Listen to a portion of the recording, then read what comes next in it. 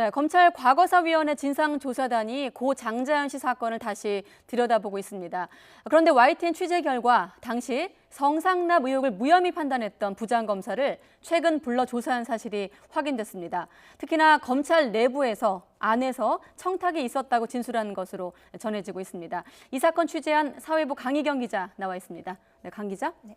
자, 먼저 장자연 사건이 왜 문제가 됐는지 또 이번에 어떤 점을 주로 살펴보고 있는지 설명이 좀 필요할 것 같은데요. 현재 지금 재조사가 한창 진행 중이죠? 네, 맞습니다. 장자연 사건은 지난 2009년에 장자연 씨가 극단적인 선택을 한 뒤 성접대와 술접대를 강요받았다는 문건이 공개되면서 시작됐습니다. 내용 자체가 워낙 충격적이어서 사회적으로도 많은 관심이 컸는데요.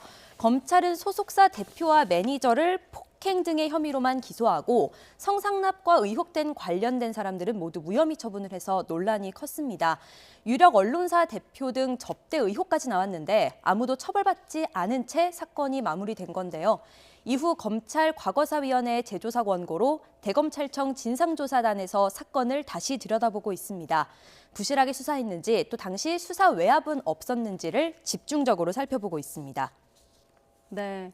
여러 의혹들이 있었지만 아무도 처벌받지 않은 채 사건이 마무리되었다 이런 얘기인데 네. 자, 최근에 조사를 받았다는 당시 부장검사 어떤 사람인가요? 네, 김모 당시 부장검사인데요. 장자연 네. 씨 사건을 직접 수사를 담당했던 사람입니다.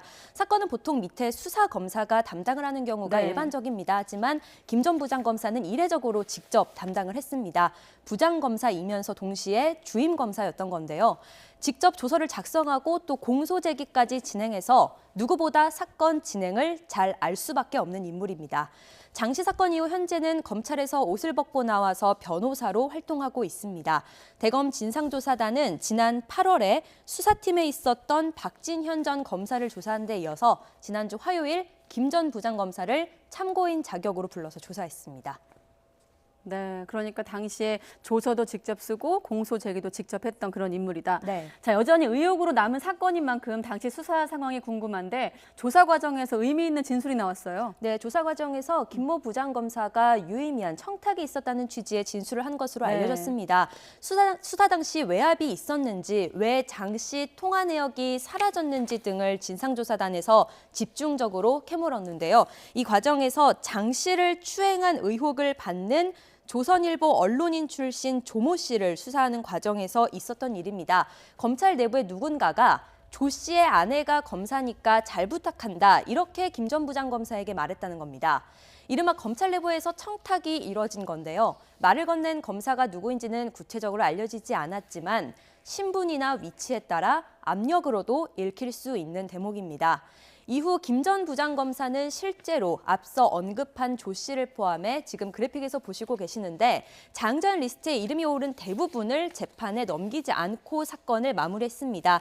당시 불기소 결정서를 보시면 김 전 부장검사가 불기소 결정을 한다고 직접 공소 불기소 결정서를 쓴 것을 확인할 수 있습니다. 당시의 불기소 결정서군요. 네, 저희가 입수한 불기소 결정서입니다. 조 씨는 증거가 불충분해서 혐의가 없다는 결론이 나왔습니다. 하지만 최근 검찰의 재수사로 조 씨는 강제추행 혐의로 기소가 됐고 지난 5일 첫 공판이 열렸는데 여기서 무죄를 주장했습니다.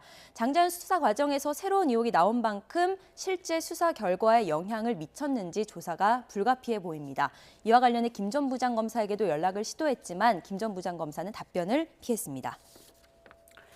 그렇군요. 이 장자연 사건과 관련해서 새로운 의혹들이 계속 나오는 상황인데 진상조사 결과 당시 수사 과정에서 부실했던 점들이 하나씩 드러나고 있다고 볼 수 있겠네요. 네, 한마디로 수사 초기부터 부실 수사였던 점이 드러나고 있습니다. 네. 지난 2009년 3월에 장자연 씨 유서가 공개된 다음 날 경찰이 자택 압수수색에 나섰는데 57분 동안만 압수수색이 이뤄졌습니다. 1시간도 채 걸리지 않은 건데요. 옷방이나 가방, 명함 등은 아예 수색하지도 않은 것으로 확인됐습니다. 인터넷 블로그와 싸이월드에 대한 영장도 아예 신청하지도 않았었고요. 때문에 대검 진상조사단은 경찰이 압수수색 초기부터 장 씨 행적을 확인할 증거를 다수 누락했다고 지적했습니다.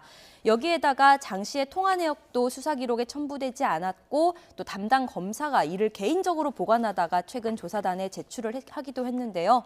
저희가 보도해드린 대로 이 내역에는 숨지기 9달 전 이무재 전 삼성전기 고문과 장자연 씨가 통화와 문자를 주고받은 흔적이 드러나서 의혹이 커지기도 했습니다.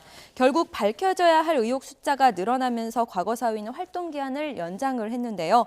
하지만 한 달밖에 남지 않은 기간에 여러 사회적으로 민감하고 진상규명이 필요한 사건을 한꺼번에 결론 내려야 해서 시간에 쫓길 수밖에 없다는 지적도 이어지고 있습니다. 네, 그래도 한 달이라는 시간을 좀 잘 활용해서 재조사 결과가 좀 진상 규명이 잘 되었으면 하는 바람입니다. 네, 사회부 강희경 기자였습니다. 수고했습니다.